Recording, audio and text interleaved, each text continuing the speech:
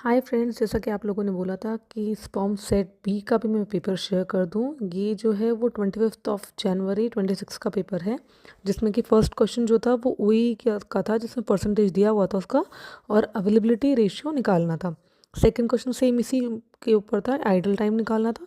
Third जो था उसमें 1 आवर लॉस्ट क्वांटिटी फैक्टर से एडजस्ट करके अपने को ओई निकालना था। फोर्थ जो है वो मैंने एज इट इज़ क्वेश्चन लिख दिया, ये मेरा गलत हो गया था। बिजनेस री इंजीनियरिंग इसका आंसर है। और जो फिफ्थ क्वेश्चन है वो परेटो एनालिसिस के ऊपर था, जिसमें सेल्स और कंट्रीब्यूशन अपने को दिया गया था और उसका अपने को निकालना है। सेकंड इसी के ऊपर था, उसमें एक क्वेश्चन था not a limitation of Pareto analysis, और उसमें चार अपने को ऑप्शंस दिए हुए थे।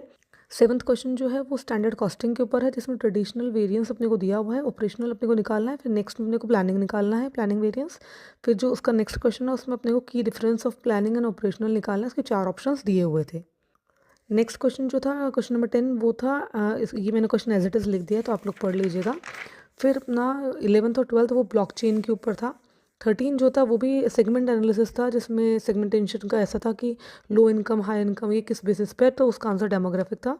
14th जो आपको बहुत सारे पेपर्स में मिल जाएगा, उसका मैंने डायरेक्ट आंसर ही लिख दिया है। 15th जो था वो परफॉर्मेंस रिपोर्ट के ऊपर था। जो 16th क्वेश्चन है वो स्ट्रेटेजिक परफॉर्मेंस रिपोर्ट के ऊपर था। 17th जो डिफरेंशियल स्ट्रेटेजी और लो कॉस्ट स्ट्रेटेजी उसके ऊपर था। 18th 19th same value chain effect के ऊपर था। 20th जो था वो पूरे केस स्टडी था, जो 20 21 22 तीनों क्वेश्चन थे, वो बैलेंस स्कोर कार्ड के ऊपर था, पूरा केस स्टडी था। उसमें अपने को बताना था कि इसमें से कौन सा क्राइटेरिया होगा। 23 24 25 जो था वो लाइफ साइकिल कॉस्ट के ऊपर केस स्टडी थी। फिर 26 27 28 ये मैकेंसे 5S के ऊपर था। इसमें अपने को केस स्टडी पूरा दिया गया है, जिसमें अपने को बताना है कि स्टाफ है, स्ट्रेटजी है, ऐसा पूरा सिस्टम है, ये क्या है, वो वाला चीज़ बताना है।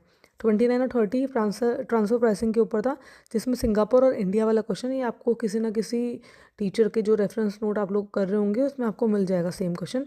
फिर 31 और 32 जो था वो RBS ABS का कॉल अबंडन वाला क्वेश्चन है, ये भी किसी ना किसी टीचर ने करवाया हुआ है, तो प्लीज़ आप वो नोट्स देख लीजिएगा। मुझे एग्जैक्ट याद नहीं है किसके में था। 33 टू 38 एक ब्यूटिशियन वाला क्वेश्चन है, वो शायद अहमद सर का है, जिसमें नोट्स में शायद पूरा क्वेश्चन एज इट इज़ है, मतलब शायद फिगर चेंज होंगे, बाकी पूरा क्वेश्चन जो है सारे उसी के ऊपर थे।